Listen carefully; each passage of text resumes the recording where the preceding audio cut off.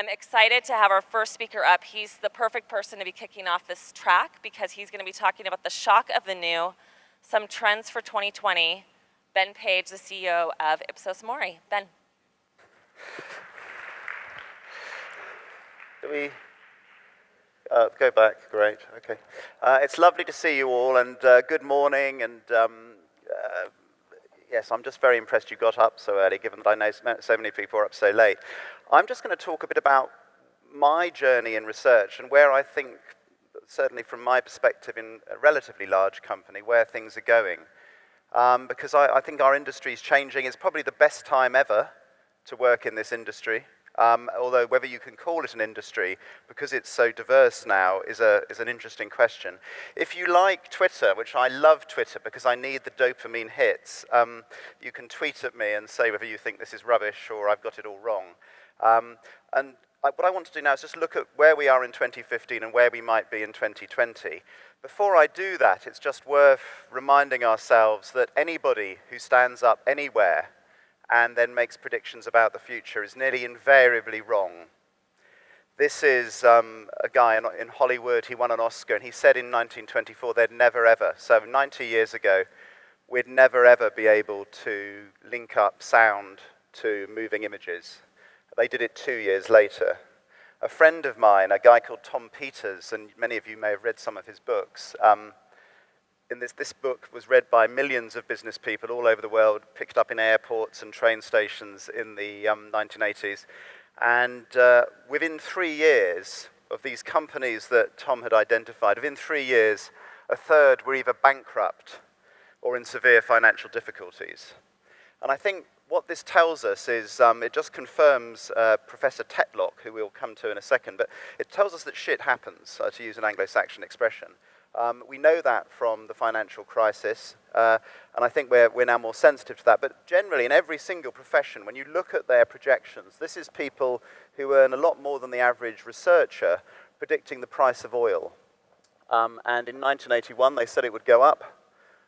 These are people who spend all their time looking at what geologists are telling them, what's happening in geopolitics, how much oil there might be in the ground, how many tankers are being built. Anyway, 1981, they said it would go up, it went down. 1984, they said it would go up, it went down. 1987, they said it would sort of go up a bit, it went down.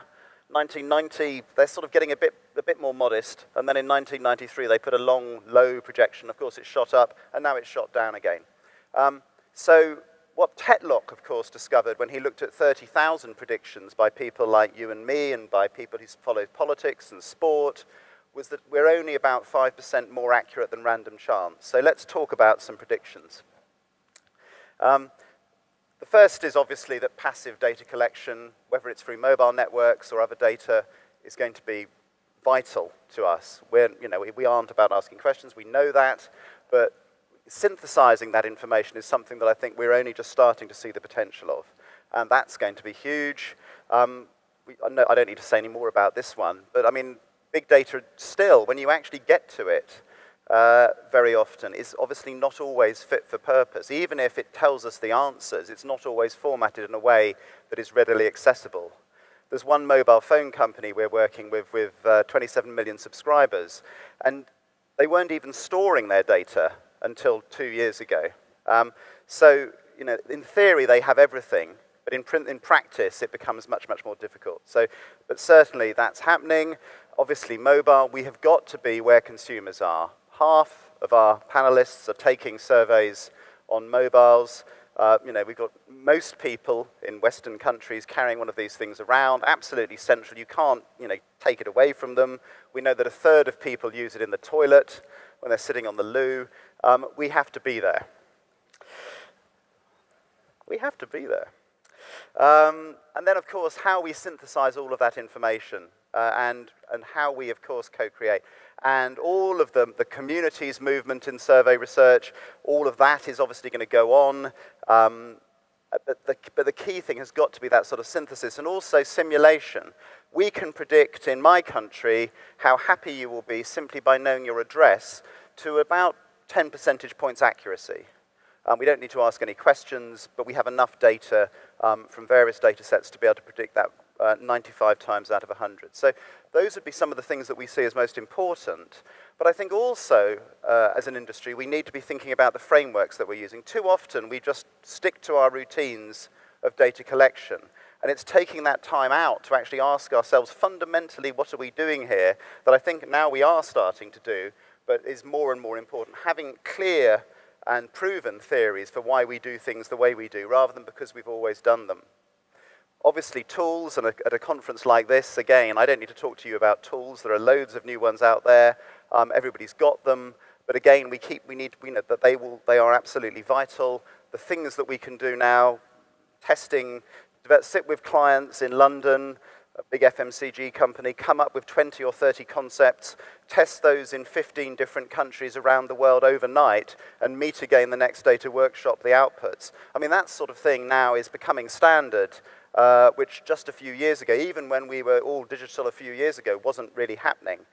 Is hugely important. And one that I think was true when I started in this industry when I was 10 in 1987, but will also be true after I'm dead, and that is how we actually get people to make use of the information that we're gathering. And that's an absolutely perennial one, but it does seem to be something that we like flagellating ourselves about. The things, again, that you've seen at this conference and that you'll see all over the world show that we're making progress, but then the rest of the world is making progress as well, which is why we've got to keep up. So the things to me that are most interesting in a way are the fact that we're becoming much more systematic about understanding human irrationality and cognition.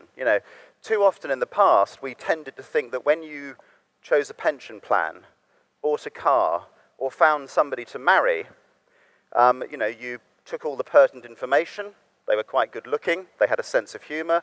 You then process that information. They seem to be, somebody who had good prospects.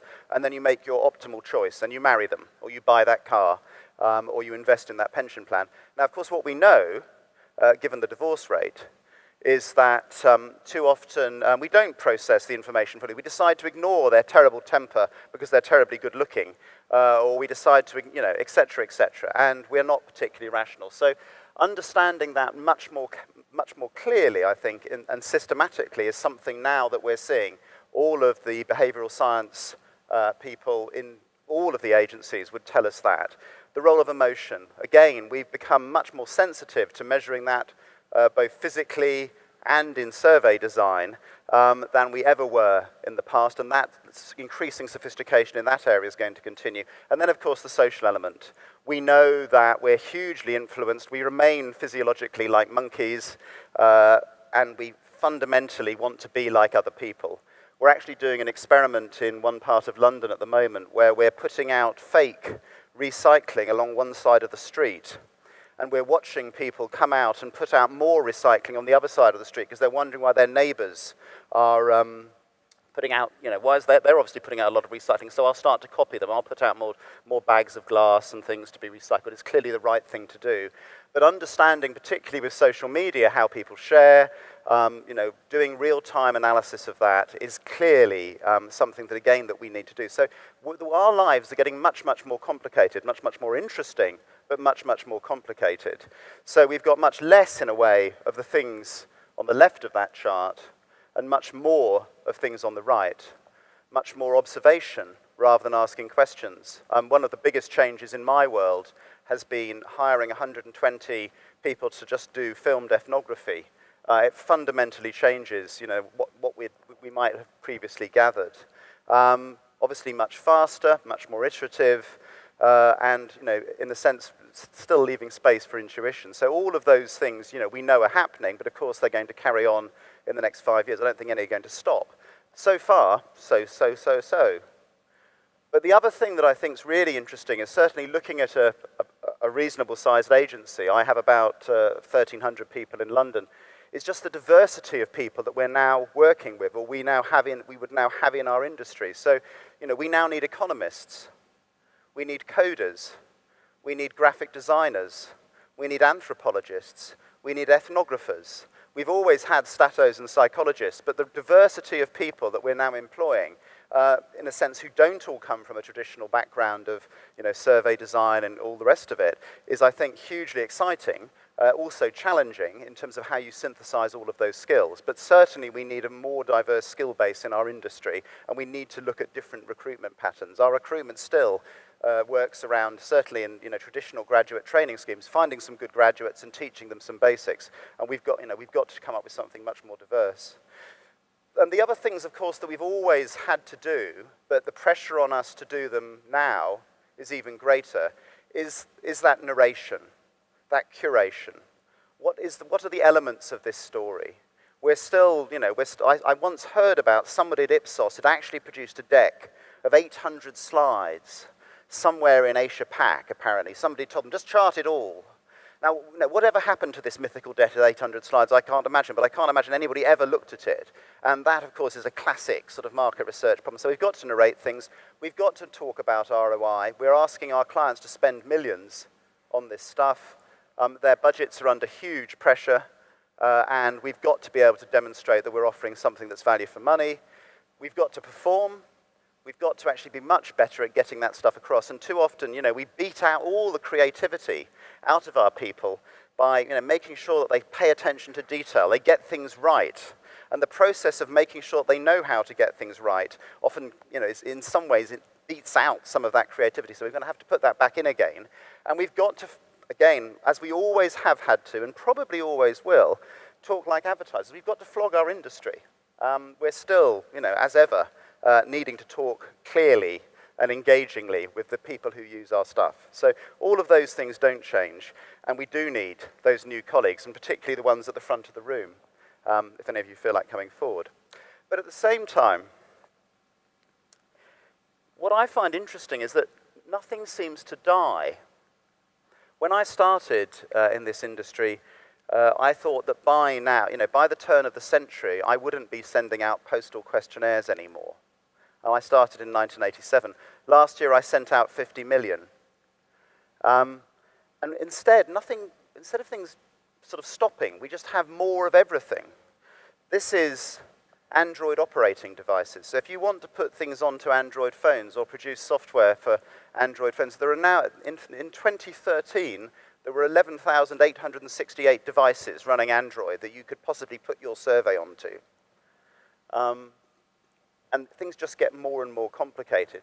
Back in the 1980s, if you were going to be communicating with consumers, you might use some of those channels. Nowadays, it would be all of these and probably many more. And we need to understand all of those channels, the relative weight, the relative effectiveness, which one for which type of message, which brand. And so nothing seems to disappear. All of the things that were there in the 1980s are still there. TV hasn't died in the way that many people in that industry were predicting. Radio hasn't died. It's actually doing pretty well. People listen to it on their mobiles over the web. So everything stays, but we have more of everything, and it's more diverse. Our ecosystem, if you like, is more and more convoluted. It's more and more interesting, but picking our way through it and helping people pick their way through it, both inside agencies and outside, I think becomes more and more important. And what's really interesting in all of this is persistence, the things that stay behind. So print, we've actually started sending our clients hard stuff because you can do beautiful email shots, we can do beautiful videos, but actually sometimes receiving something makes a difference. When you're bombarded with one channel, what you get left, you remember probably now the Christmas cards that you receive at work much more than you did, say, 10 or 15 years ago when you got many, many more, because now everybody sends you an email pretending to be green. So the Guardian newspaper still gets the vast bulk of its money from print, and it's going to take some time for that to vanish. The Financial Times says, although it's made a huge success of digital, print for it is still going to be fundamental, long after probably I've retired, I'm 50. And he can teach us some lessons. This is a client of mine called Alex Salmond. He was leader of the Scottish National Party in the recent referendum in Britain, where he was hoping that Scotland would leave the United Kingdom. And Alex apparently had some Canadian market researchers, and I don't know if they're at this conference, but they used Twitter to tell him what was going to happen on September the 18th. And Alex was apparently convinced that he was going to win. The Scots were going to leave. Because, of course, if you went on Twitter and said anything anti the idea of leaving, you would find yourself rapidly trolled by the Scottish Nats. They had an amazingly effective social media campaign. 80% of everything said online about the Scottish referendum last September was pro-leaving the UK on social media. And yet, when it came down to voting, he wasn't smiling because 55% of people turned out to vote to stay, because, of course, only 3% or so of the population actually tweet anything. And so we need to remember the fundamentals. The new stuff is absolutely vital, but what we're seeing, in a sense, is layering. Nothing dies, but we're adding new layers to it, some ethnography, some mobile product testing. But it's that mixture of things. I think Eric yesterday talked about it, you know, market researchers being like chefs. And I thought of Alex sort of cooking something up. But that's the way it seems to be. We are, and that synthesis, if we do it well, is incredibly powerful. But, you know, what's fascinating is that often in the past few years, I've sort of heard people talk about the death of surveys. Back in the 19th century, most of our shipping was like that, fairly slow and clearly obsolescent. But nowadays, of course, we still have sailing ships. This is the fastest sailing ship on Earth. It does 20 knots to 40 knots in 4 seconds. And our face-to-face surveys will still exist in the future. We've just invested in thousands of tablets in the UK, GPS tracking, we can see where they are, real-time data. And so it's going to be about fitness for purpose. But I find it fascinating that, as in so many other areas of society and business and technology, we're just seeing fragmentation, but we're also seeing persistence. So I just, have a great day. I think we'll hear about some more really interesting things. But I think the main thing is adaptability. As he said, it isn't necessarily the biggest, which is great, because our industry's strength is often not just in the giants at one end, but also the diversity of smaller players and boutiques at the niche end who are very, very creative, often in the middle where you get squeezed. But it's about being adaptable. And I think we are doing that, but we need to do it faster. And those challenges when politicians are grumpy, the economy's grumpy, you don't know which way to go, we must always keep trying something new. Thank you very much.